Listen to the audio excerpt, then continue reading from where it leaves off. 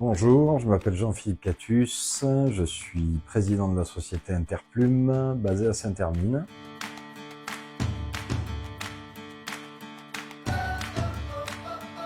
La société Interplume existe depuis 1983 à Saint-Hermine et c'est une manufacture de plumes et duvets, c'est-à-dire une entreprise dédiée à l'anoblissement des coproduits, sous-produits en provenance d'abattoirs que sont les plumes et duvets.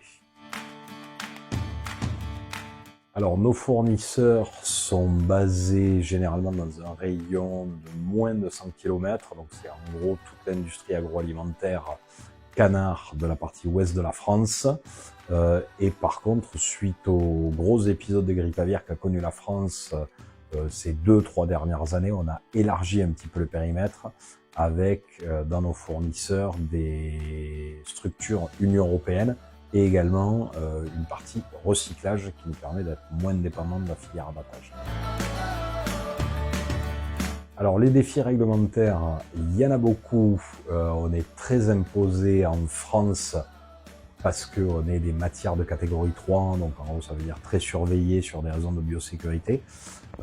Donc on a une espèce de carcan réglementaire, mais l'avantage c'est que pour une société comme nous qui fait 85% à l'export, le fait de passer sous les fourches codines de l'administration française, c'est le côté positif de la chose, ça nous donne un blanc-seing au niveau de l'export, parce que justement, au niveau réglementaire, la France est reconnue pour le côté très strict et pour ne rien laisser passer. Donc il n'y a pas que des mauvais côtés dans les défis réglementaires qui sont les mises aux normes européennes et les retranscriptions en droit français des normes européennes. Alors nous collectons des plumes et duvets en sortie de la filière agroalimentaire dans un rayon de moins de 100 km. Et derrière, qu'est-ce qu'on fait de ces plumes? On les lave, on les stérilise et derrière on les calibre, c'est-à-dire on les trie de manière à séparer les différents calibres de plumes selon leur utilisation finale. Leur utilisation finale allant en gros de l'assise de canapé jusqu'à la doudoune de prêt-à-porter. Alors comme Interplume est sur un marché plutôt haut de gamme, on s'adresse à des gens qui nous demandent d'avoir un impact carbone très faible.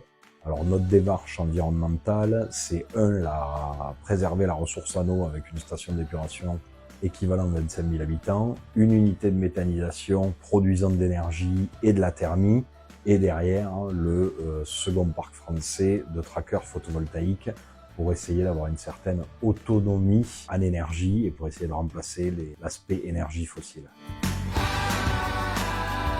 Alors au niveau des projets actuels, on travaille sur deux gros pôles. Un qui est le pôle bilan carbone, c'est-à-dire qu'on vient de procéder à l'injection d'intelligence artificielle française par une société qui s'appelle Pure Control pour la gestion des motorisations de la station d'épuration en utilisation photovoltaïque. Et de l'autre côté, on développe une activité de recyclage, puisque maintenant on est de plus en plus dans une prise en compte du cycle de vie total du produit, en l'occurrence les couettes en provenance de nos clients, que nous recyclons de manière totale avec zéro déchet. Alors nos objectifs à l'avenir, c'est de continuer à verdir notre production, mais de ne pas faire du greenwashing, c'est-à-dire réellement de le faire dans les faits et pas seulement des paroles, et derrière d'accentuer nos sources d'approvisionnement, en particulier de développer l'activité recyclage qui est la suite, j'allais dire, du produit qu'on livre, et de vraiment tenir de A à Z toute la vie du produit, puisque les plumes et duvets sont un produit qu'on peut recycler à 100%. Donc Interplume a son site internet www.interplume.fr et derrière est présent au niveau des outils de communication à l'international, c'est-à-dire LinkedIn, Instagram et Facebook, de manière à pouvoir être présent un petit peu partout dans le monde.